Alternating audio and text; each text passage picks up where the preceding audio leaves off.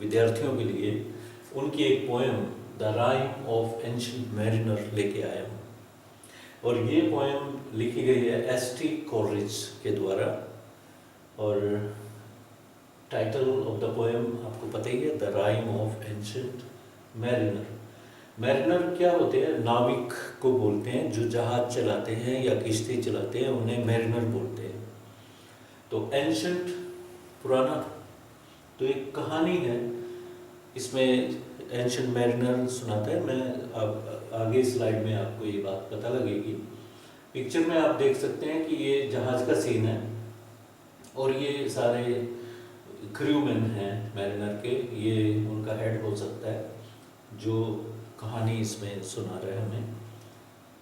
तो Samuel Taylor Coleridge, ये पूरा नाम है एस.टी. कोलरिज का। इनका जन्म हुआ था अक्टूबर 21 को 1772 यूके में। जुलाई 25 1835 को इनका देहांत हो गया था। ये इनकी तस्वीर है अपने यंग एज की। तो ये पिक्चर इनकी और जन्म का पता लगा आपको और उनके देहांत का पता लगा। ST. Coleridge was one among the great English romantic poets. अब एस.टी. कोलरिज के बारे में कुछ आपको जानकारी दे दें कि he was one among the great romantic poets. 5 great romantic poets में, जिनमें जो सीनियर मोस्ट हैं विलियम वर्ड्सवर्थ और एस.टी. कोलरिज। 2 नाम तो ये सीनियर्स के। इसके बाद जूनियर्स हैं इनके 3। जॉन कीट्स सबसे पहले जन्म हुआ इनका छोटी उम्र में, ये डेथ हो गई थी। सबसे यंगेस्ट रहा ये, और मौत के हिसाब से, डेथ के हिसाब से 26 साल भी पूरे नहीं हुए थे जब इनकी मौत हो गई थी, जॉन कीट्स की। और शानदार पोइट्री लिखी है जिस पे थीसिस लिखे जाते हैं। पोस्ट ग्रेजुएशन में इनको स्टडी किया जाता है और महान पोइट्री लिखने वाले जॉन कीट्स हुए हैं। फिर पी.बी. शेले का नाम सुना होगा आपने। और the ode to west wind, ये फेमस पोएम रही है इनकी। और भी पोएम्स हैं इनकी काफ़ी, पी.बी. शेले। और लॉर्ड बायरन का नाम भी सुना होगा। तो ये 3, John Keats, PB. शेले, Lord Byron, तो ये सभी कोई बिलो 40 में ही डेथ हुई इनकी, ये जो 3 हैं। और एस.टी. कोलरिज और विलियम वर्ड्सवर्थ, ये लंबा समय इन्होंने पोइट्री, करियर भी इनका लंबा था और उम्र भी काफ़ी अच्छी इन्होंने पास की। तो ST. Coleridge was one among the great English romantic poet. Romantic poets क्यों कहा जाता है इन्हें?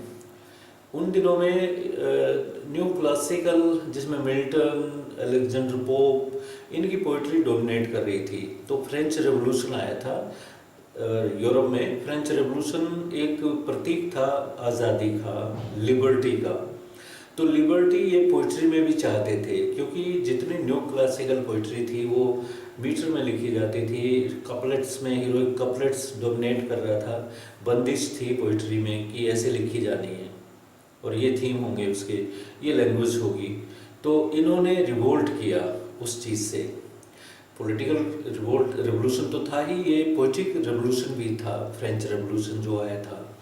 तो उसमें एस.टी. कोलरिज और विलियम वर्ड्सवर्थ का अहम रोल रहा। इन्होंने लिरिकल बैलेड्स नाम की एक बुक निकाली जिसमें पोइट्री थी, पोएम्स थी, काफ़ी कई पोएम्स थी कोलरिज की भी। और ये राइम ऑफ एंशिएंट मैरिनर वहीं पे अपीयर हुई थी पहली बार लिरिकल बैलेड्स में।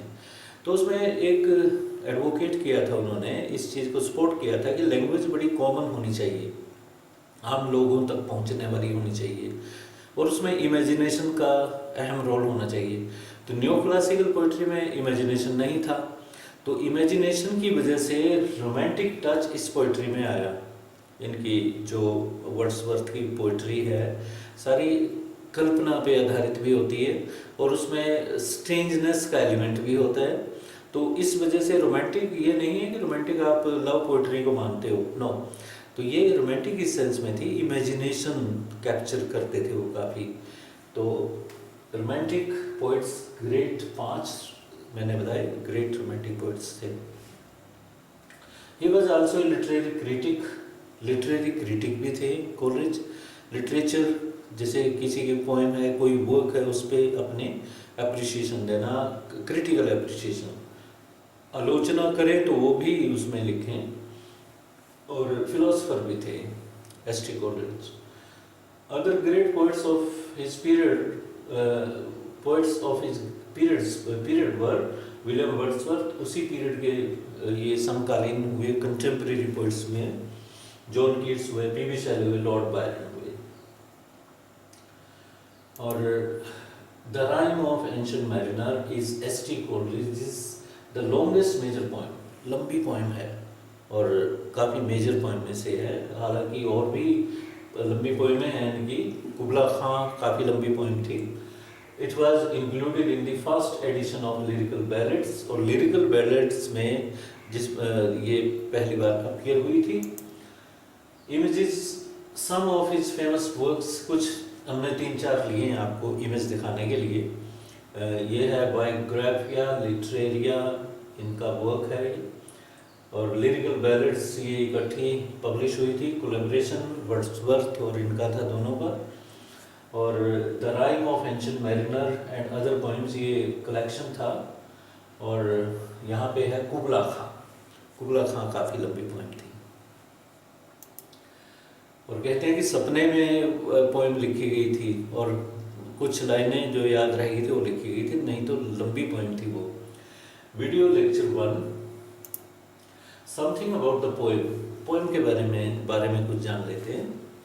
The rhyme of the ancient mariner is about the horrible experiences of a mariner, sailor कहते हैं जिसे, who has returned from his long sea voyage, समुद्री यात्रा से कोई मैरिनर लौट के आया है, सेलर लौट के आया है। और वो एक क्रेजी सा लगता है दिखने में, और वो कहानी सुनाता है, उसके बारे में है। हॉरिबल एक्सपीरियंसेस बयान करता है अपने भयंकर तजुर्बे हुए उसे सी वॉयज में। He is just crazy about narrating all his experiences to a wedding guest. एक बारात का सीन है इसमें। बारात में जैसे लोग जा रहे हैं, वेडिंग फीस्ट हो रही है, वेडिंग पार्टी में ज्वाइन करना है लोगों को, तो उनमें से एक गेस्ट को पकड़ लेता है और उसको बिठा के कहता है कि मेरी कहानी सुन, मतलब उसको सुनाता है। और परेशान हो रहा है, सुनाना चाह रहा है अपना एक्सपीरियंस वो। Who seems to be more interested in joining the wedding party that has almost started. Wedding party start हो चुकी है, म्यूजिक बज रहा है और फीस्ट शुरू होने वाली है, बिल्कुल हो चुकी है लगभग। और उसको रोक लिया तो उसने सोचा वैसी बात करता होगा और उसे लगा बातें सुनाने अपनी, और वो हाथ छुड़वाने की कोशिश कर रहा है कि मुझे आप जाने दो, मैं मैरिज में आया हूँ और आप मुझे कहानी सुना रहे हो। तो इस तरह वो शुरुआत होती है। But the mariner seems to hypnotise that guest, परंतु ऐसा लगता है जैसे मैरिनर ने उस गेस्ट को हिप्नोटाइज कर दिया हो, जादू कर दिया उस पर, मेस्मराइज कर दिया हो, उसे कील दिया हो। कील ना जानते होंगे आप, मेस्मराइज करना मतलब ऐसे जैसे आप मंत्र मुग्ध हो जाते हो, उसको जो सामने वाला कह रहा है वही करते हो, हिप्नोटाइज कर दिया आंखों से देख के उसे। Who is unable to leave the place, जो रुक गया वहीं पे, हाथ भी छोड़ दिया मैरिनर ने, उसका हाथ छुड़वाना चाह रहा था, छोड़ दिया, कोई बात नहीं जा, परंतु वो जा नहीं सका, इतना हिप्नोटाइज हो गया। Hypnotise to strongly catch the attention of someone, मतलब एक आप क्या कहोगे, ये जादू भी नहीं है, पावर है आंखों की या कुछ भी है, साइंस पता नहीं क्या कहेगी इसे, तो आम भाषा में तो हम ये कहते हैं जादू कर दिया उसने। तो Coleridge uses several poetic devices, इस पोएम में कोलरिज तरह तरह की डिवाइसेस यूज करते हैं, इमेजरी, एकदम सीन वर्ड पिक्चर हमारे सामने हमारे जहन में क्रिएट कर देते हैं, पर्सनिफिकेशन का भी सहारा लेते हैं, मतलब एब्स्ट्रैक्ट किसी भाव का एब्स्ट्रैक्ट नाउन को एकदम जीवित ह्यूमन बीइंग, ह्यूमन टर्म्स में हमारे सामने पेश करना, या किसी पक्षी के रूप में, किसी और प्राणी के रूप में पेश करना, पर्सनिफाई। तो रेपिटेशन भी है यहाँ, बार बार रिपीट करके प्रभाव छोड़ने के लिए। To create the effects according to the narrative. जैसे जैसे नैरेटिव बढ़ती है, सामान्य बात से किसी और एकदम ऐसे हॉरिबल सीन पे आ गई तो उसी तरह की इमेजरी होगी, उसी तरह की वो चीज़ चेंज होती जाती है। तो टेक्स्ट ऑफ द पोएम पहला पार्ट है, सेकंड पार्ट फिर लेंगे नेक्स्ट वीडियो में। तो पढ़ते हैं इसे और एक्सप्लेन करते हैं साथ साथ। ये रियल टेक्स्ट है। It's an ancient mariner and he stoppeth one of three by thy long grey beard and glittering eye, now wherefore stoppest thou me? Ancient mariner है ये, and he stoppeth one of three, तीन व्यक्तियों में से एक व्यक्ति को रोक लेता है। By thy long grey beard and glittering eye, उसकी लंबी ग्रे कलर की दाढ़ी है और चमकती हुई आंखें हैं, तो उसके आकर्षण से वो रोक लेता है उन्हें, मतलब एक्सप्रेशन से रोकता है। नाउ वेयर फॉर स्टॉपेथ दाउ, दाउ का मतलब यू, तुम, ग्लिटरिंग मीन्स शाइनिंग, कि उनमें से वो कहते हैं कि हमें क्यों रोक रहे हो तुम। वेयर फॉर किस लिए, स्टॉप्स्ट दाउ मी, स्टॉप्स मीन्स मुझे रोकते हो, दाउ मीन्स यू, मी मीन्स मुझे। The bridegroom's doors are opened wide and I am next of kin. Bridegroom के घर के दरवाजे हैं घर के, वो खुले हैं और मैं उनका रिश्तेदार हूँ। Kin means relative. I am next kin, next of kin मतलब नज़दीकी रिश्तेदार हूँ।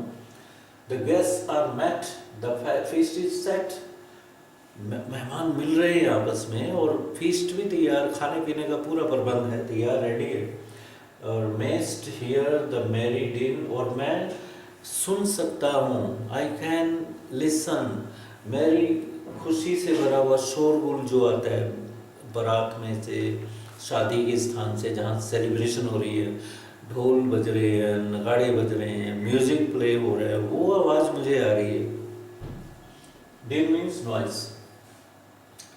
मुझे I hope you must have understood this passage, this stanza. Clear? Next. He holds him with his skinny hand.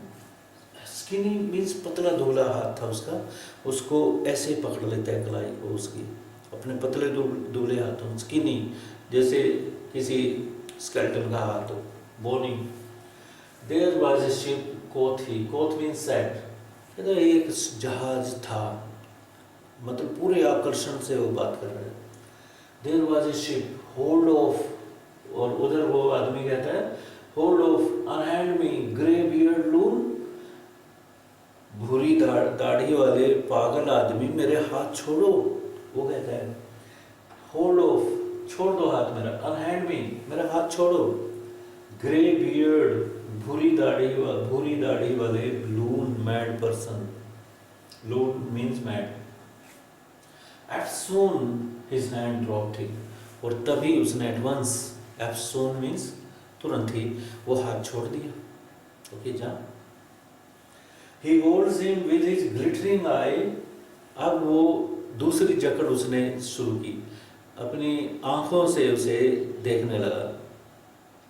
Glittering eyes, आंखों में power होती है, और कहते हैं कि गांधी जी की आंखों में वो पैनापन था, पेनिट्रेशन था, आंखें उनकी रोक लेती थी।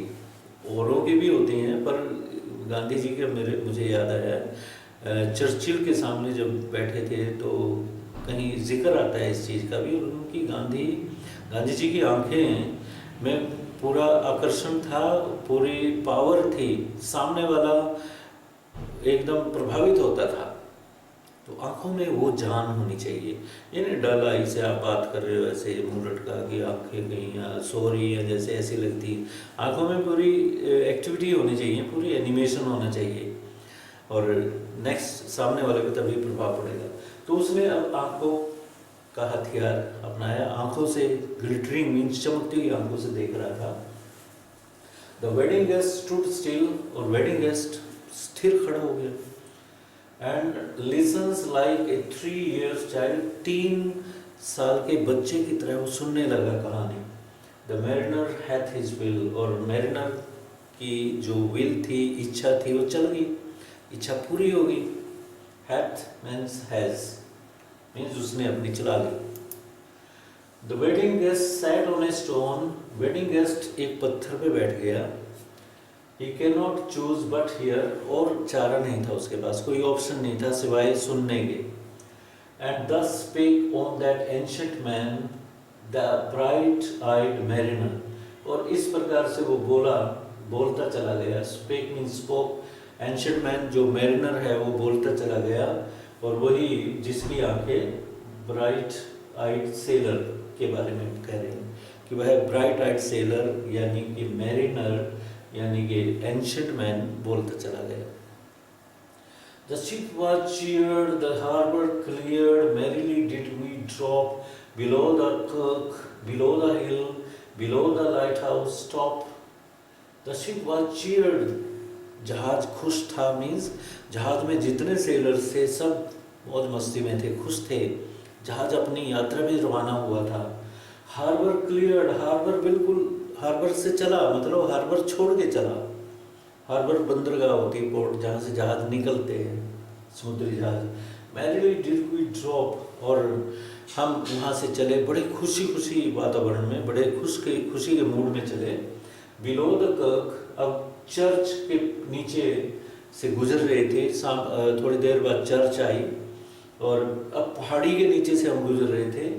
Below the light house top, और लाइट हाउस के टॉप के नीचे से भी गुजरते जा रहे थे, मतलब बढ़ते जा रहे थे आगे समुद्र में।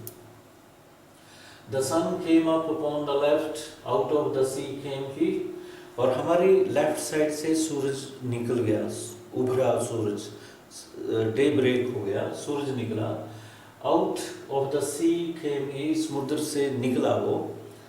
And he shone bright and on the right went down into the sea, और फिर वो चमका खूब, उसकी किरणें सूरज की तेज हुई, सिर पे आया, फिर वो डूब गया। सिर पे अभी नहीं है, तिरछा था, स्लैंटिंग था, फिर सूरज डूब गया, मतलब दिन खत्म हो गया। The sun came up upon the left, left side से सूरज निकला। आउट ऑफ द सी, समुद्र से came he stands for the sun, and he shone bright, personification है यहाँ पे भी, ही ह्यूमन टर्म्स में ले रहे हैं हम। एंड ही शोन ब्राइट, चमकता रहा। एंड ऑन द राइट, और राइट साइड पे, वेस्ट साइड है, पश्चिम दिशा है, ये दक्षिण की तरफ ही जा रहे हैं। लेफ्ट साइड पे सूरज है और राइट साइड पे वेस्ट है, वो डूब गया समुद्र में। और higher and higher every day till over the mast at noon, और इस प्रकार से दिन गुजरते गए और सूरज निकला, फिर ऊपर गया, फिर डूबा, ऐसे ये प्रोसेस चलती गई। Higher and higher every day till over the mast at noon. Mast ये जो पोल होते हैं, एक मेन मास्ट होती है, सबसे ऊंची होती है वो, तो ये मास्ट है जिस पे ये सेल्स लगे होते हैं, कपड़ा जो होता है हवा से पुश होता है, तो ये सेल होगी मास्ट। और बसून ये इंस्ट्रूमेंट है, musical instrument. Till over the mast at noon, और ऐसी जगह पहुंच गई, इक्वेटर के पास पहुंच गए, क्योंकि सूरज बिल्कुल सिर पे होता है वहाँ। The wedding guest here beat his breast, for he heard the loud bassoon. Bassoon की आवाज़ सुनाई दे रही थी, म्यूजिकल इंस्ट्रूमेंट पार्टी में, मैरिज पार्टी में से म्यूजिक की आवाज़ आ रही थी, और वो अपनी छाती पीट रहा, यार मुझे जाने दो, मैं रह गया हूँ यहाँ पे, मुझे छोड़ो। जबकि छोड़ा हुआ था और ना पकड़ा हुआ था, सुनने के लिए मजबूर।